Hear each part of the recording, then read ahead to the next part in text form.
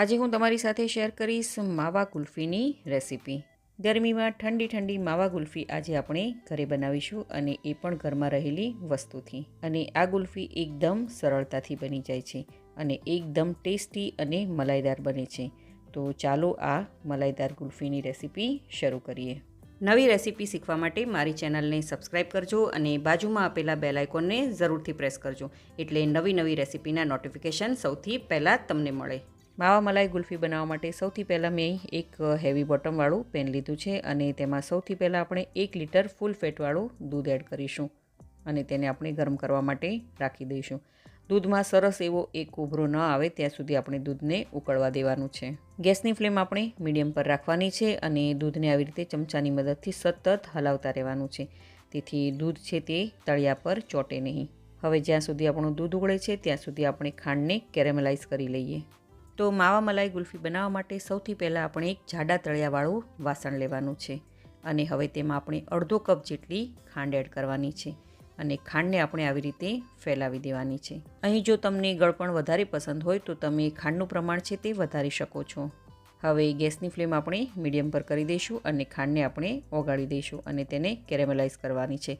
તો તમે જોઈ શકો છો કે ખાંડ છે તે થોડી થોડી ઓગળવા લાગી છે। આ સમયે ખાંડને આપણે બિલકુલ હલાવવાની નથી અને જ્યારે ખાંડ ઓગળવા લાગે ત્યારે જ આપણે ચમચાની મદદથી આવી રીતે તેને સતત હલાવતા રહેવાનું છે। તો તમે જોઈ શકો છો કે થોડા જ સમયમાં આ ખાંડ છે તે એકદમ કેરેમલાઇઝ થઈ ગઈ છે। આ સ્ટેપ આપણે એકદમ ધ્યાનથી કરવાનું છે। તો તમે જોઈ શકો છો કે ખાંડ છે તે એકદમ સરસ એવી કેરેમલાઇઝ થઈ ગઈ છે અને તેનો કલર પણ સરસ એવો બ્રાઉન આવી ગયો છે। તો અહીં આપણી ખાંડ પણ સરસ એવી કેરેમલાઇઝ થઈ ગઈ છે અને દૂધ પણ સરસ એવું આપણું ઉકળી ગયું છે।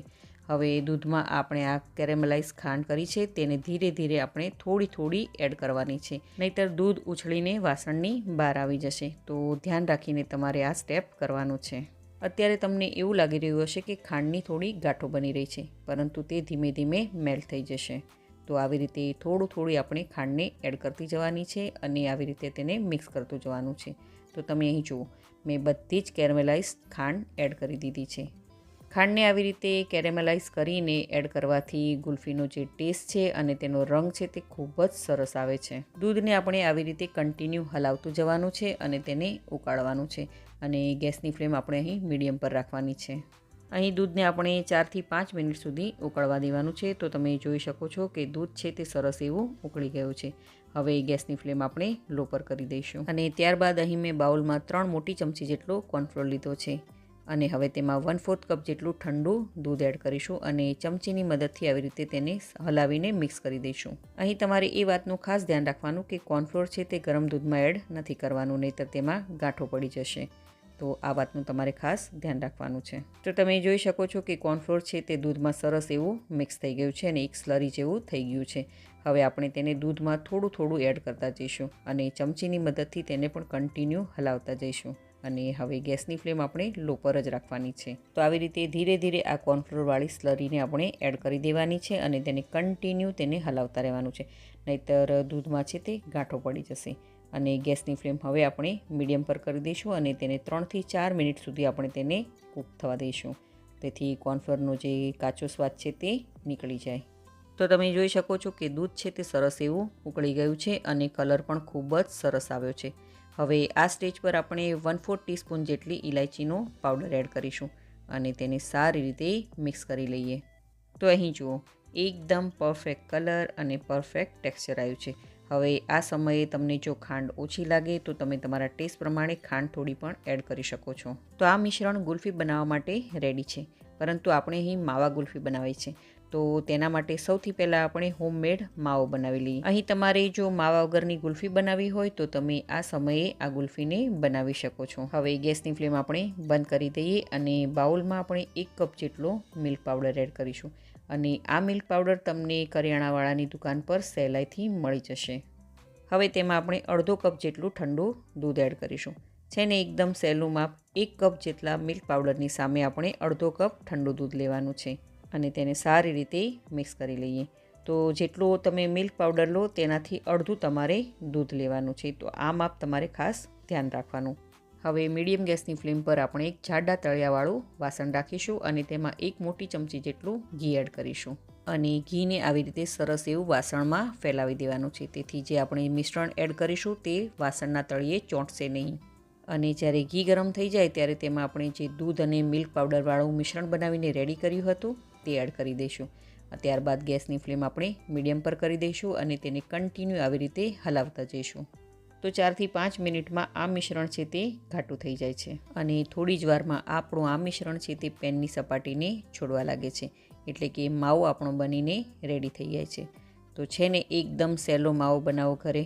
તો તમે જોઈ શકો છો કે માવો આપણો બનીને રેડી થઈ ગયો છે. હવે તેને આપણે એક બાઉલમાં કાઢી લઈશું અને આ માવાને આપણે ગુલ્ફીનું જે મિશ્રણ બનાવીને રેડી કરી રાખ્યું હતું તેમાં એડ કરી દઈશું અને આવી રીતે ચમચાની મદદથી સતત તેને હલાવતું રહેવાનું છે, તેથી માવાની એક પણ ગાંઠો તેમાં ના રહે.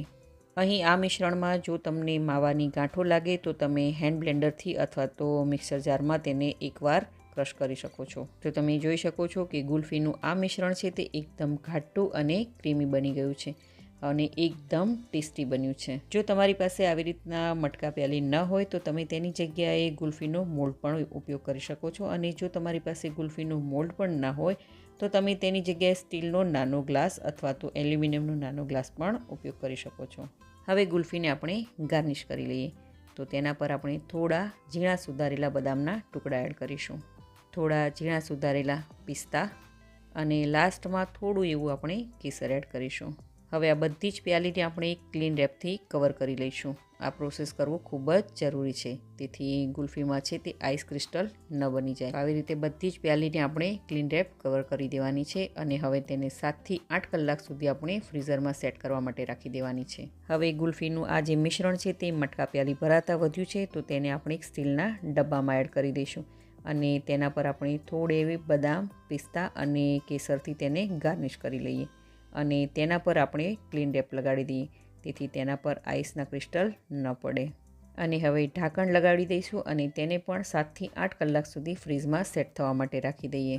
તો લગભગ 8 કલાક જેટલો સમય થઈ ગયો છે અને તમે જોઈ શકો છો કે આપણી માવા મલાઈ કુલ્ફી છે તે સરસ એવી સેટ થઈ ગઈ છે. લાગે છે ને એકદમ બજારમાં મળે તેવી મટકા માવા મલાઈ કુલ્ફી. હવે આપણે જે સ્ટીલના ડબ્બામાં માવા મલાઈ કુલ્ફી રાખી હતી તે સેટ થઈ ગઈ છે, તેને પણ આપણે ડીમોલ્ડ કરી લઈએ. તો ગુલ્ફીને ડીમોલ્ડ કરવા માટે આપણે થોડું એવું પાણી લેવાનું છે અને તેમાં ડબ્બો આપણે રાખી દેવાનો છે, તેથી જે ગુલ્ફી છે તે સરસ એવી ડીમોલ્ડ થઈ જાય. હવે મેં આવી રીતે ડબ્બામાંથી જે ગુલ્ફી હતી તેને આવી રીતે મેં કટિંગ કરી લીધા છે. તમે આને રાઉન્ડ શેપમાં પણ કટ કરી શકો છો. હવે તેના પર આપણે થોડા બદામ, પિસ્તા અને કેસરથી આપણે તેને ગાર્નિશ કરી લઈએ. ગરમીની સિઝનમાં આ ઠંડી ઠંડી મટકા માવા મલાઈ કુલ્ફી ખાવાની ખૂબ જ મજા આવે છે અને આ બાળકોથી લઈ અને મોટાને બધાને ખૂબ જ ભાવે છે. તમે આ રેસીપી કઈ સિટી, કયું સ્ટેટ અને કઈ કન્ટ્રીમાંથી જોઈ રહ્યા છો મને કમેન્ટ કરીને જરૂરથી જણાવજો.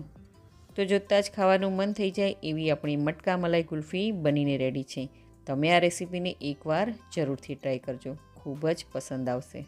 જો તમને મારી આજની આ રેસીપી ગમી હોય તો વિડીયોને લાઇક કરજો અને વધારેમાં વધારે શેર કરજો અને મારી ચેનલને જરૂરથી સબસ્ક્રાઈબ કરજો. તો ફરી મળીએ એક નવી રેસીપી સાથે.